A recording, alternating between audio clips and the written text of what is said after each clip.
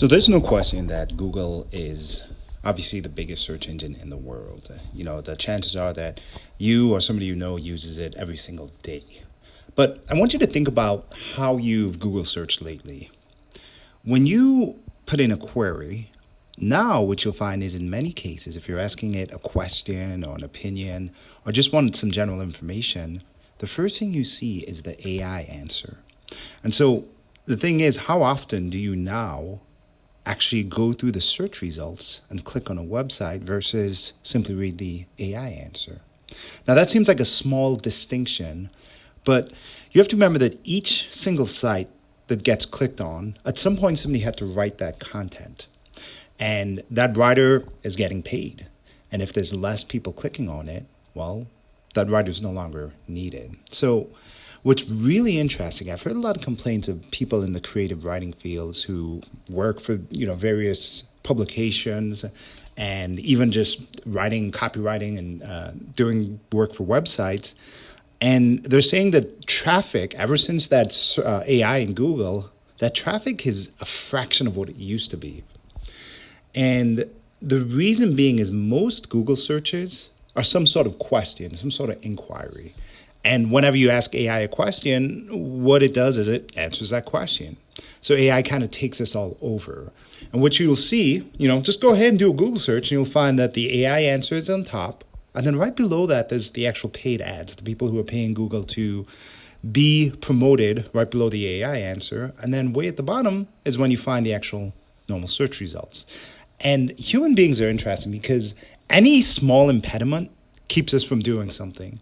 So just the simple fact of having to scroll down a little bit, a lot of times prevents us from normally going to those regular websites that we were going to just a few months ago. And what's interesting now is many creative writers, surprisingly, are becoming more and more unemployed because they're replaced by AI. But what's really interesting, it's a disruption not in the way that you thought it was going to be. I think people thought that what happened is websites and all these different companies would just start using AI to produce the content itself. But what you'll realize is even companies, they still want people who are writers.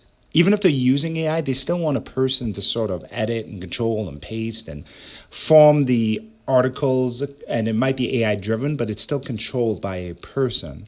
However, just one single change, one AI change in Google has literally disrupted thousands of creative jobs. So by taking that traffic away from these websites, you have a downstream effect where even the singular use of AI has completely resulted in the need for fewer writers. So it does make you also wonder about the ad revenue model from Google, because at a certain point, I thought that was the main driver of how Google gets it makes its money, its revenue. And so I don't know if it still matters or if companies now, they just utilize, Google's got many platforms. Maybe it's so niche and it's so targeted and it's so good that it doesn't matter to be on the Google search results. What matters is maybe how people are driven to YouTube traffic, which has one of their ads and rolling at the beginning of a video. I'm not sure, but it is kind of interesting. But it brings up this question, what does the future hold based on this single change in Google search?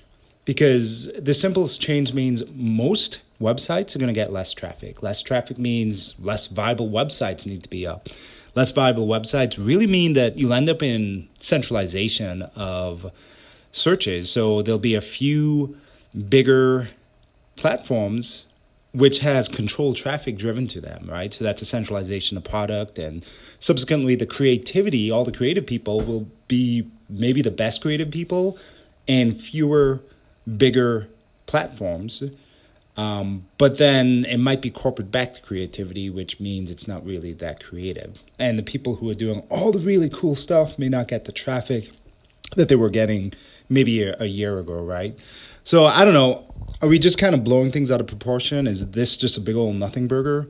Or do you think this is actually something that has significantly impacted the creative industry? Let me know your thoughts and feelings about this. And if you've listened to the end, to this point, hey, consider subscribing. And other than that, thanks for listening. Bye.